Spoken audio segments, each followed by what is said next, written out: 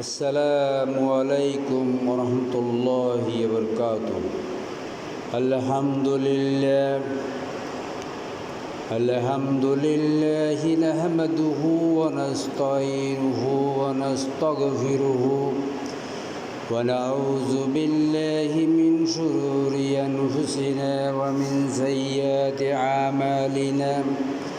من يهده الله فلا مضل له ومن يضلل فلا هادي له. ونشهد أن لا إله إلا الله وحده لا شريك له ونشهد أن محمدا عبده ورسوله الذي أرسله بالحق بشيرا ونذيرا وداعيا إلى الله بإذنه وسراجا منيرا. فقد قال الله في كلامه المجيد وفرقان الحميد: أعوذ بالله من الشيطان الرجيم. بسم الله الرحمن الرحيم. إن الله وملائكته يصلون على النبي يا أيها الذين آمنوا صلوا عليه وسلموا تسليما. اللهم صل على سيدنا مولانا محمد وعلى آل سيدنا مولانا محمد. اللهم صل على سيدنا مولانا محمد وعلى آل سيدنا مولانا محمد. রসুল আমার ভালোবাসা, রসুল আমার আলোর আশা, রসুল আমার প্রেম বিরহে মূল আলোচনা, রসুল আমার কাজে কর্মে অনুপ্রেরণা। আল্লাহুম্মা সাল্লি আলা سيدنا مولانا محمد وعلى آل سيدنا مولانا محمد. بلغ العلا بكماله كشف الدجى بجماله حسنت جميع صالح صلوا عليه وآله. আলহামদুলিল্লাহ, আজকে জুমাবারে সম্মানিত এলাকাবাসী, পর্দার আড়ালে মা ও বোনেরা এবং অত্র এলাকার বিভিন্ন পর্যায়ের মুসল্লি ভাইরা, আসসালামু আলাইকুম রহমতুল্লাহি ওয়া বারাকাতুহু। শুরুতে আল্লাহর শেষ শুকরিয়া, নবী করিম সাল্লাল্লাহু আলাইহি ওয়াসাল্লাম দরুদ সালাম আল্লাহর একনিষ্ঠ বান্দাদের জন্য মহান রবের নিকট সর্বোত্তম মর্যাদা কামনা করে আজকে কোরআন এবং হাদিসের আলোকে কিছু কথা বলার জন্য চেষ্টা করব। তার আগে আপনাদেরকে বলবো, আপনারা দ্রুত মসজিদে চলে আসেন। তো আমি মুসলমানদের সবচেয়ে বড় সম্পদ, মুসলমানদের সবচেয়ে দামি জিনিস ঈমান, বিশ্বাস, অন্ততপক্ষে আমরা যদি ঈমান নিয়ে যদি আল্লাহর কাছে যদি যেতে পারি, আমাদের আল্লাহর প্রতি, রাসূলের প্রতি, কবর, হাসর, পরকাল, জান্নাত, জাহান্নাম, যে সমস্ত বিষয়ের উপরে আল্লাহ রাব্বুল আলামিন ঈমানের কথা বলেছেন,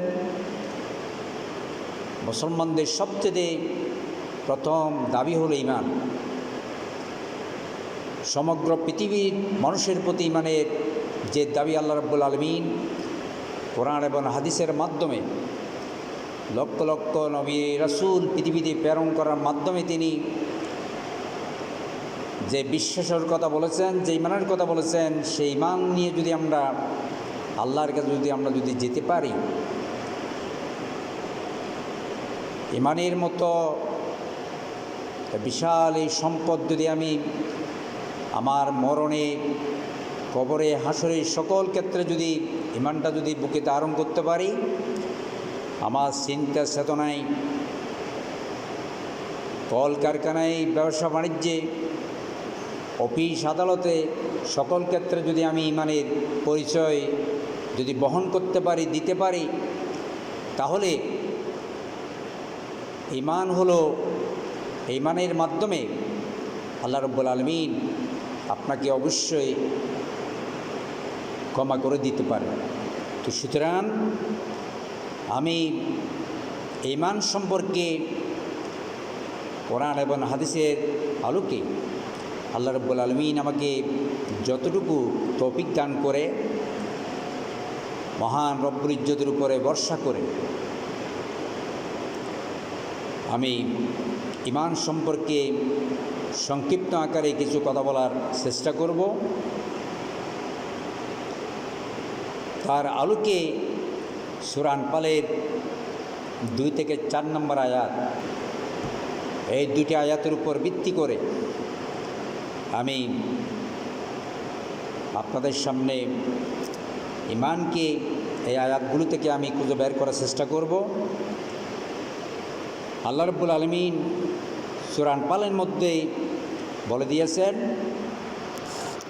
আউযু বিল্লাহি মিনাশ শাইতানির রাজিম, বিসমিল্লাহির রহমানির রহিম, ইন্নামাল মুমিনুনা আল্লাযীনা ইযা যুকিরাল্লাহু ওয়াজিলাত কুলুবুহুম ওয়া ইযা তুলিয়াত আলাইহিম আয়াতুহু যাদাতুহুম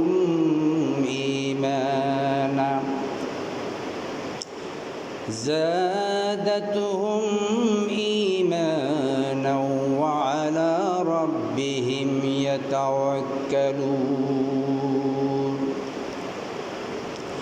الذين يقيمون الصلاة ومما رزقناهم ينفقون، أولئك هم المؤمنون حقا، لهم درجات عند ربهم ومغفرة ورزق كريم। صدق الله العظيم। সূরা আনফাল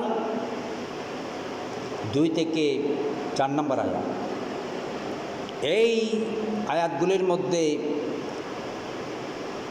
মুমিনদের তাদের ঈমান এবং ঈমানের কিছু দাবি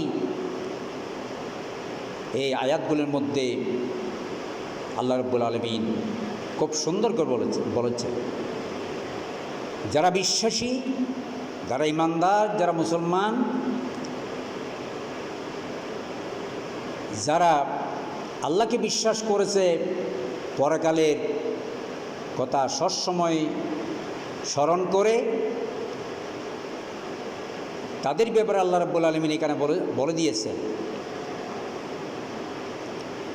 আমি অন্যদিকে না গিয়ে আমি সরাসরি কোরআন এবং হাদিসের আলোকে এই আয়াতের উপর ভিত্তি করে কিছু কথা বলার চেষ্টা করব। এই সূরা আনফাল, এখানে আল্লাহ রাব্বুল আলামিন মুসলমানদের ব্যাপারে বলেছেন, ইমানদারদের ব্যাপারে, এখানে বিশ্বাসীদের ব্যাপারে এখানে সুন্দর করে আল্লাহ রাব্বুল আলামিন বলে দিয়েছে, ইন্নামাল মুমিনুনা আল্লাযীনা ইযা যুকিরাল্লাহু ওয়াজিলাত কুলুবুহুম। নিশ্চয় শুধুমাত্র মোমেনদের বৈশিষ্ট্য হবে, ইমানদারদের বৈশিষ্ট্য হবে, মুসলমানদের বৈশিষ্ট্য হবে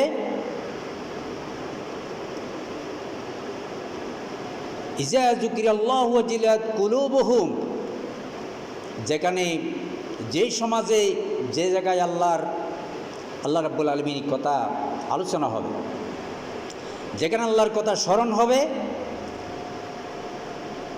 যেখানে ইসলামের আলোচনা হবে, সেখানে যারা বসবেন, সেখানে যারা মুসলমান থাকবে, যারা ইমানদার থাকবে, কোরআন এবং হাদিসের আল্লাহর নাম যখন, আল্লাহর আলোচনা, নবীর আলোচনা, দুনিয়া এবং আখিরাতের, পরকালের, হাসরের শান্তির বাণী যখন তারা শুনতে পাবে, কোরআনের আলোচনা যখন তারা শুনতে পাবে, ওয়াজিলাত কুলুবুহুম, তাদের কলব উৎপন্ন হয়ে যাবে। তাদের কলবের মধ্যে একটা পরিবর্তন চলে আসবে। তাদের কলব আর স্বাভাবিকভাবে থাকবে না। তাদের কলব কোরআন এবং হাদিসের আলোচনা আর বেশি শোনার জন্য, আর বেশি আমল করার জন্য, কোরআন এবং হাদিস থেকে আরও বেশি শিক্ষা গ্রহণ করার জন্য তাদের কলব অনেক আকাঙ্ক্ষিত হবে, উৎপন্ন হবে। তাদের স্বাভাবিক অবস্থা থেকে তারা নড়ছড়ে বসবে। তারা একজ্ঞানে, একামনে মন দিয়ে কোরআন এবং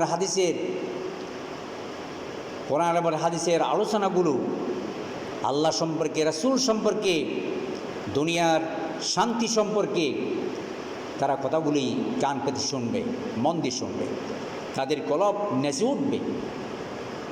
দ্বিতীয়ত, ওয়াইজা তুলিয়াত আলাইহিম আয়াতুহু যাদাতুহুম ঈমানা, আর যখন তাদের সামনে যখন কোরআনের আয়াতগুলি, যখন কোরআন থেকে বিভিন্ন বর্ণনাগুলি যখন তাদের সামনে তেলাওয়াত করা হবে, আলোচনা করা হবে, তখন তাদের ঈমান বৃদ্ধি পেতে থাকবে। তাদের ঈমান আরও বেশি বৃদ্ধি পাবে। তাদের ঈমানের বিশ্বাস, আল্লাহর প্রতি বিশ্বাস, রাসূলের প্রতি বিশ্বাস, পরকালের প্রতি বিশ্বাস, তখন তাদের দৈনন্দিন জীবনে, পরিবারে, সমাজে, রাষ্ট্রে, সকল ক্ষেত্রে তখন আল্লাহর স্মরণ তাদের মধ্যে বেড়ে যাবে। তারা সবসময় আল্লাহকে স্মরণ করবে। আল্লাহর প্রতি বিশ্বাস তাদের মধ্যে বৃদ্ধি পেতে থাকবে।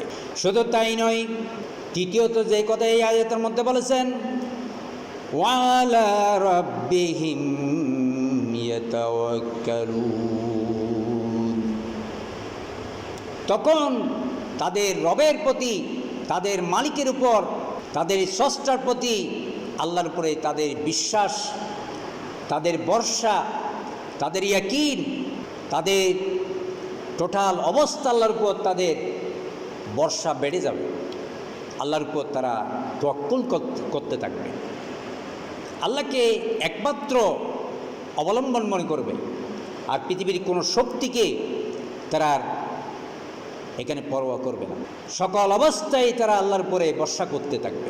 তাহলে আমি এই আয়াত থেকে যদি ব্যাখ্যার দিকে যদি আমি একটু চিন্তা করি, এখানে যে প্রথমে যে বলা হয়েছে মুসলমানদের কলব, মুসলমানদের কলব আর স্বাভাবিক অবস্থার মধ্যে থাকবে না।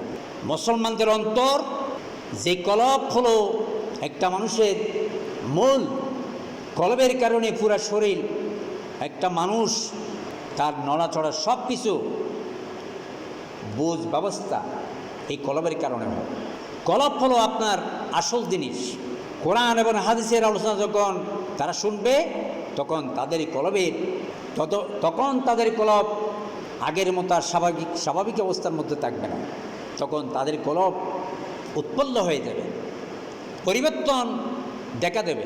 খুশিতে আল্লাহর প্রতি ভয়, পরকালের ভয়, দুনিয়ার সকল কাজের ক্ষেত্রে তাদের কলবের একটা স্বাভাবিক অবস্থার মধ্যে হবে না। তখন একটা পরিবর্তন হয়ে যাবে। যে পরিবর্তন আপনি যখন সমাজে চলাফেরা করবেন, মানুষের সাথে যখন কাজ করবেন, তখন অটোমেটিক্যালি এটা এমনি বোঝা যাবে আপনার কলবের অবস্থা আগের মতো থাকবে না। কারণ আপনার কলব এবং এখন কোরআন এবং হাদিসের আলোচনা শোনার জন্য উৎপন্ন আগ্রহ, আপনার মধ্যে চিন্তা, আপনি যখন কোরআন শোনার চিন্তা যখন আপনার মধ্যে বেড়ে যাবে, তখন খুঁজে দেখবেন যেখানে কোরআন এবং হাদিসের আলোচনা হয় সেখানে আপনার কলব সেদিকে দৌড়ে যাবে। এভাবে কোরআনের হাদিসের বর্ণনাগুলা তখন আপনার মধ্যে বেড়ে যাবে। তখন আপনি আর স্বাভাবিক অবস্থার মধ্যে থাকতে পারবেন না। তখন আল্লাহ রাব্বুল আলামিন যে জন্যে আপনাকে পৃথিবীতে পাঠিয়েছিলেন তার চিন্তা চেতনা আপনার মধ্যে বেড়ে যাবে। শুধু তাই নয়, সূরা বাকারার ৬২ নম্বর আয়াতের মধ্যে আল্লাহ রাব্বুল আলামিন ঈমানের ব্যাপারে আরো সুন্দর করে বলে দিয়েছেন, মান আমানা বিল্লাহি ওয়াল ইয়াউমিল আখির ওয়া আমিলা সলিহান ফালাহুম আজরুহুম ইনদা রাব্বিহিম ওয়ালা খাউফুন আলাইহিম ওয়ালা হুম ইয়াহজানুন। যারা ঈমানদার তারা আল্লাহর প্রতি বিশ্বাস করবে, আখিরাতের প্রতি তাদের বিশ্বাসের ক্ষেত্রে কোনো ধরনের ঘাটতি হবে না। এরপরে আল্লাহ এবং রাসূলের বিশ্বাসের প্রতি বিশ্বাসকে রেখে ওয়া আমিলা সলিহান, তখন তারা ভালো কাজ করতে থাকবে। তাদের সারাদিনে কাজ হবে ভালো, তারা আর কোনো অন্যায় কোনো কাজ করবে না। এই কাজ যারা করবে, যারা তাদের জীবনে, সমাজে, রাষ্ট্রে, সকল ক্ষেত্রে আল্লাহর উপরে বিশ্বাসের উপর যারা কাজ করে যাবে, ভালো কাজ যারা করে যাবে, আল্লাহ রাব্বুল আলামিন সাথে সাথে তাদের জন্য পুরস্কারের ঘোষণা করে দিয়েছেন। আল্লাহ রাব্বুল আলামিন বলেছেন, ফালাহুম আজরুহুম ইনদা রাব্বিহিম,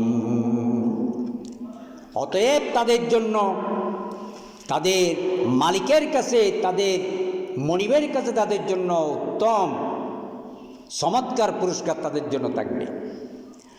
শুধু তাই নয়, আরো পুরস্কারের কথা বলেছেন, ওয়ালা খাউফুন আলাইহিম ওয়ালা হুম ইয়াহজানুন।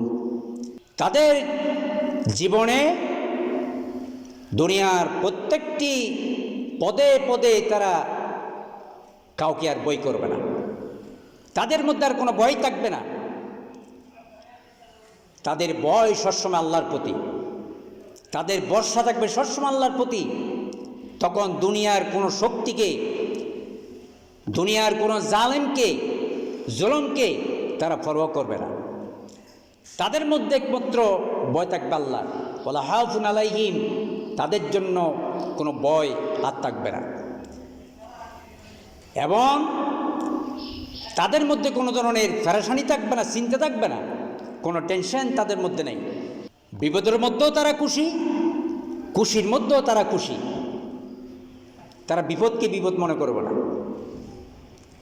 তারা বিপদকে মনে করবে আল্লাহ রাব্বুল আলামিন আমাকে বিপদ দিয়েছেন, আল্লাহ রাব্বুল আলামিন আমাকে পরীক্ষা করছেন। সুতরাং এই পরীক্ষার মধ্যে আমি ধৈর্য ধারণ করব। এই পরীক্ষার মধ্যে যদি আমি ধৈর্য ধারণ করি, আল্লাহ রাব্বুল আলামিন আমাকে আরও অনেক বাড়াই দিবেন। সুতরাং এখন একটু বিপদ, এই বিপদের মধ্যে আমি অবশ্যই ধৈর্য হারা যাতে না হই, এটা আমার আল্লাহ রাব্বুল আলামিন আমাকে দেখতেছে, এটা মনে করবে। আল্লাহর ভয় ছাড়া তাদের মধ্যে আর কোনো ভয় থাকবে না, কোনো টেনশন থাকবে না। 24 ঘন্টা তাদের মধ্যে খুশি হাসি, এরকম একটা পরিবেশ তাদের মধ্যে থাকবে। ঈমান সম্পর্কে, ঈমান কি? ঈমান সম্পর্কে যদি আমি আপনাদেরকে একটু বলি, ঈমান সম্পর্কে নবী করিম সাল্লাল্লাহু আলাইহি সাল্লামকেও প্রশ্ন করা হয়েছিল। সাহাবারা নবীকে প্রশ্ন করেছেন, ইয়া রাসূলুল্লাহ, ঈমান কি, বিশ্বাস কি? আল্লাহর নবী বলেছেন, হাদিসের মধ্যে এসেছে, আন আমর ইবনে আবাসা রাদিয়াল্লাহু তাআলা ক্বালা কুলতু ইয়া রাসূলুল্লাহ সাল্লাল্লাহু আলাইহি সাল্লাম মাল ঈমান ক্বালা রাসূলুল্লাহ সাল্লাল্লাহু আলাইহি সাল্লাম আস-সাবর ওয়াস-সামাহাতু রাওয়াহুল মুসলিম। নবী করিম সাল্লাল্লাহু আলাইহি সাল্লামের প্রখ্যাত সাহাবী হযরত আমর ইবনে আবাসা রাদিয়াল্লাহু তাআলা থেকে বর্ণিত, ক্বালা, তিনি বলেন, কুলতু ইয়া রাসূলুল্লাহ সাল্লাল্লাহু আলাইহি সাল্লাম মাল ঈমান। সাহাবী নবী করিম সাল্লাল্লাহু আলাইহি সাল্লামকে প্রশ্ন করলেন, ইয়া রাসূলুল্লাহ, ঈমান কি, বিশ্বাস কি? ক্বালা রাসূলুল্লাহ সাল্লাল্লাহু আলাইহি সাল্লাম, নবী করিম সাল্লাল্লাহু আলাইহি সাল্লাম সাহাবীর প্রশ্নের আলোকে ঈমান সম্পর্কে বলতে গিয়ে আল্লাহর নবী বলেছেন, আস-সাবর ওয়াস-সামাহা, ঈমান হলো ধৈর্য। সরাসরি কথা একেবারে, ঈমান হলো কি? আস-সাবরুন, ঈমান হলো ধৈর্য। আপনার মধ্যে যদি ধৈর্য থাকে, তাহলে আপনি বলতে পারবেন আপনার মধ্যে ঈমান আছে। এটাই হলো হাদিসের অর্থ। তাহলে বিপদের মুহূর্তে, মুসিবতে আমি ধৈর্যহারা হতে পারবো না। আমি যদি নিজেকে মুসলমান পরিচয় দিই, আল্লাহর নবী বলেছেন, ঈমান হলো আস-সাবরু, ঈমান হলো কি? ধৈর্য, সবর, সকল অবস্থায়। খুশি তো বেশি আত্মহারা না হওয়া, বিপদের মুহূর্ত বেশি অস্থির না হওয়া, মাঝামাঝি অবস্থার মধ্যে থাকতে হবে আপনাকে। এটা হলো ঈমানের পরিচয়। আস-সাবর ওয়াস-সামাহা, ঈমান কি? ঈমান হলো দানশীলতা, ধৈর্যশীলতা, নম্রতা, ভদ্রতা, উদারতা, এগুলো হলো ঈমান। হাদিস থেকে বললাম, মুসলিম শরীফের হাদিস।